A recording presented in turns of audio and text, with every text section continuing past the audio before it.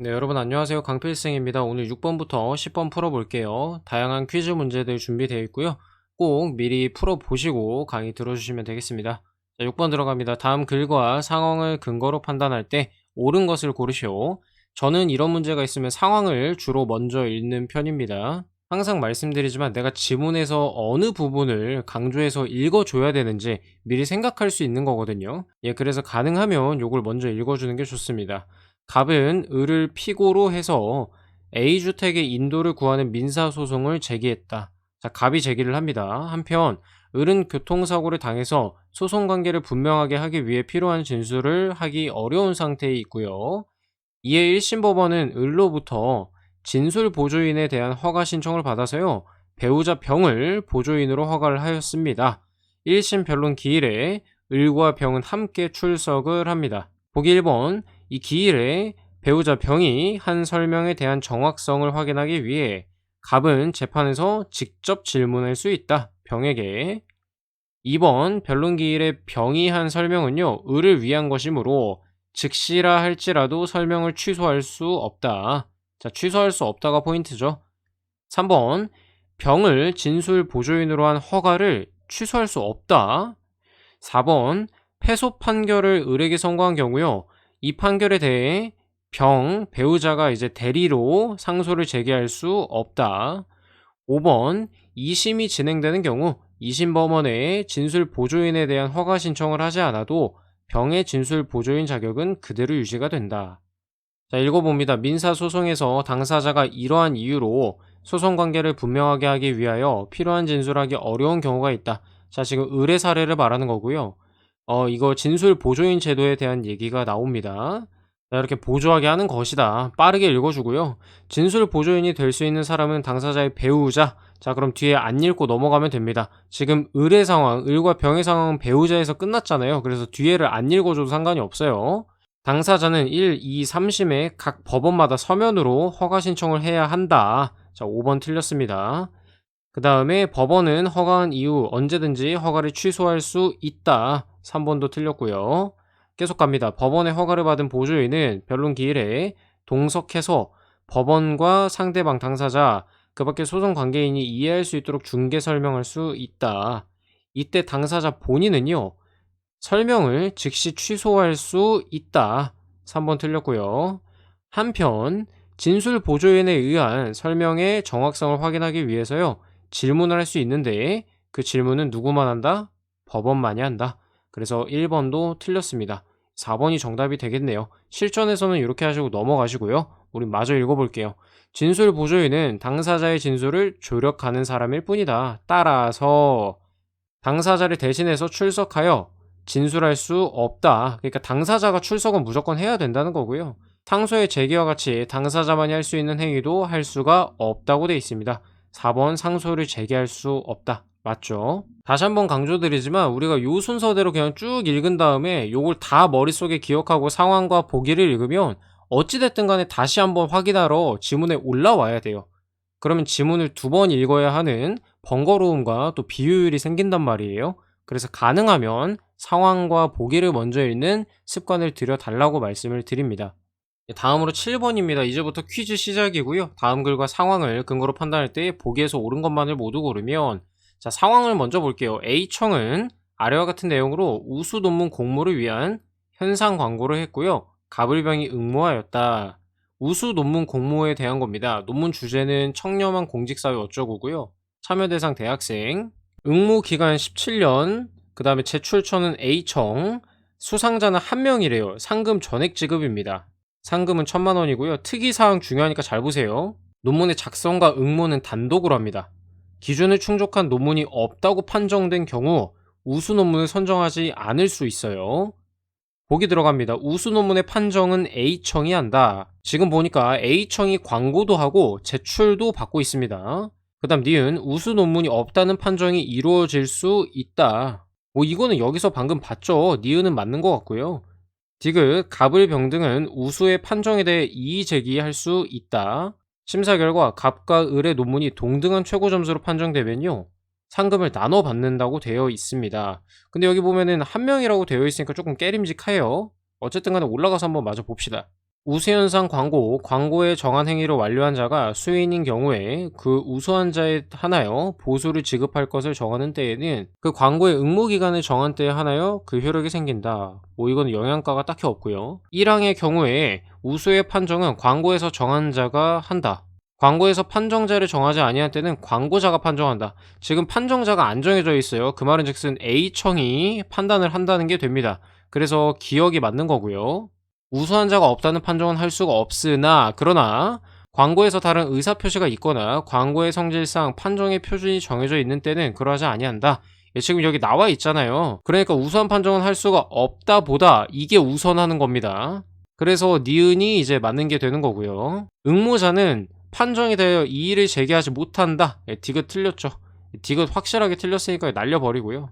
그러면 이제 이렇게 남는 거잖아요. 결국에 리을만 판정하면 됐던 겁니다. 보수에 관한 거 찾으면 이제 마지막에 있단 말이죠. 각각 균등한 비율로 보수를 받을 권리가 있으나, 그러나 보수가 성질상 분할할 수 없거나 1인만이 보수를 받을 것으로 정한 때는 추첨에 의해서 결정이 된다고 돼 있습니다.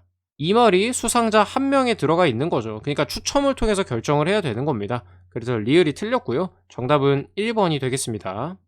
8번, 준석이가 가장 많은 식물을 재배할 수 있는 온도와 상품 가치의 총합이 가장 큰 온도를 찾으라고 합니다. 단, 다른 조건을 고려하지 않는다. 상황이 나와 있죠. 준석이는 같은 온실에서 5가지 식물을 하나씩 동시에 재배하고자 한다.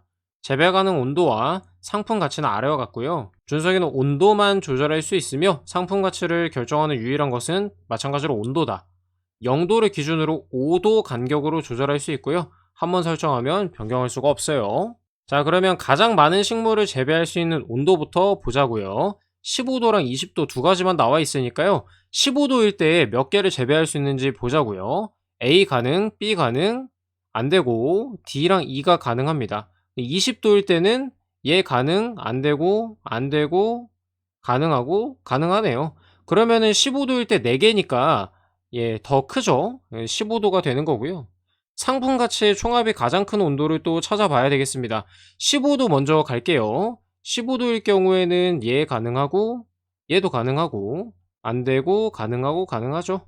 그러면은 35,000원에 또 35,000원, 7만원, 그 다음에 15,000원 더하니까 얘는 8.5, 85,000원이 되는 거고요. 그 다음에 20도 갑니다. 20도, 얘 가능, 안 되고, 안 되고, 가능하고, 가능하죠. B만 빠지잖아요. 당연히 더 적을 겁니다. 그러면 계산 굳이 하지 말고요. 마지막으로 25도 갑니다.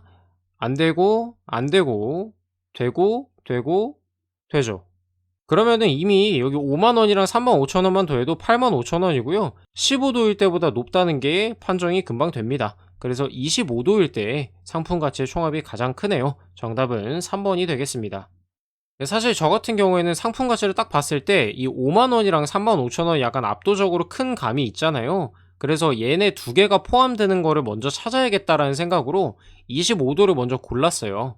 그렇게 보셔도 되고요. 사실 요거 세 가지 계산하는 게 그렇게 어렵진 않기 때문에 어떤 방식으로 풀어도 시간 차이는 크게 나지 않습니다. 다음으로 9번입니다. 요거는 NCS에서도 약간 빈출이 되는 자원관리 영역의 문제고요. 다음 글과 상황을 근거로 판단할 때 사무관이 3월 출장 여비로 받을 수 있는 총액을 구하라고 되어 있습니다. 먼저 기준이 나오죠. 출장 여비는 수당이랑 교통비의 합이다. 요거 두 개를 계산을 해줘야 된다는 얘기입니다. 세종시를 출장을 하면요. 수당이 만원, 교통비가 2만원, 이외의 출장이면 2만원, 3만원인데 13시 이후 출장 시작 또는 15시 이전 출장 종료 시 만원이 차감돼서 만원밖에 못 받는다는 얘기가 되고요. 그 다음 출장 수당의 경우 업무 추진비 사용 시 1만원이 차감이 되어 교통비의 경우 관용 차량 시 1만원이 차감이 됩니다. 그거는 비고에 나와 있네요. 자, 바로 계산해 줍시다. 출장지가 세종이에요. 그러면은 출장 수당이 만원이죠. 1 플러스 그 다음에 교통비가 2만원인데요. 관용 차량을 썼으니까 만원을 빼줍니다. 그래서 얘는 최종적으로 2만원이고요. 두 번째 인천으로 갑니다. 그럼 여기를 봐야겠죠. 출장 수당이 2만원인데요. 시간을 보니까 1시 이후 출장 시작에 걸려서 만원 차감이 됩니다. 차감이 되고 교통비는 3만원 그대로 다 받죠. 예, 그래서 4만원을 받는 거고요. 마지막 서울시를 봅시다. 서울시니까 또 마찬가지로 이쪽을 봐야 되죠. 출장 수당 2만원인데요. 지금 업무 추진비 사용하니까 만원 차감을 해주고요. 그 다음에 출장 시작 시간이랑 종료 시간을 보면은 차감될 게 없어요. 그래서 여기까지가 끝이고 교통비 3만원 그대로 다 받죠. 그래서 얘도 4만원이 되겠습니다. 더해주면은 10만원 금방 나오죠. 정답은 5번이 되겠습니다. 조건만 놓치지 않고 계산 잘해주면은 쉽게 풀 수 있는 문제였습니다. 오늘의 마지막 10번입니다. 다음 글과 A 여행사의 해외여행 상품을 근거로 판단할 때 세훈이 선택할 여행지를 고르라고 합니다. 일단은 상품을 보면은 여행지, 기간, 총 비행시간, 환승 여부 이렇게 나와 있고요.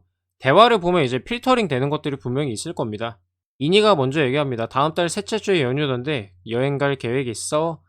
세훈, 응, 이번에 꼭 가야지. 월, 수, 금요일이 공휴일이잖아. 그래서 화요일과 목요일에 연가했으면 앞뒤 주말 포함해서 9일의 연휴가 되더라고. 그쵸? 토일 주말에다가 월, 화, 수, 목, 금, 토, 일 하니까 9일이 되는 거죠. 그런데 난 연가가 하루밖에 남지 않아서 그렇게 길게는 안 돼. 그래도 이번엔 꼭 해외여행을 갈 거야. 어디로 갈 거니?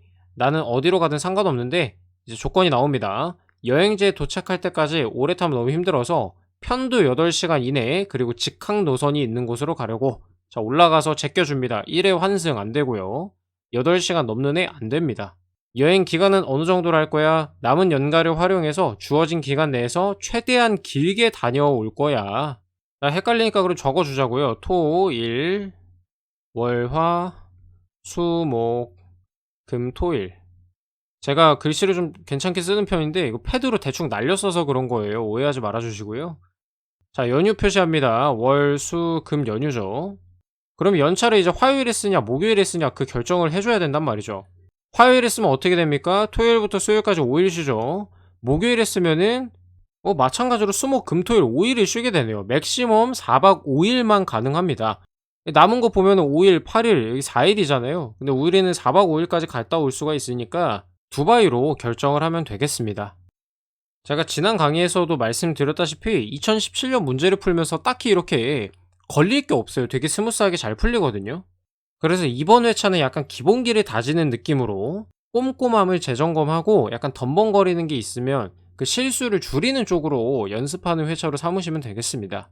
아무튼 오늘도 수고 많으셨고요. 내일 또 11번부터 15번 문제풀이로 찾아뵙도록 하겠습니다. 감사합니다.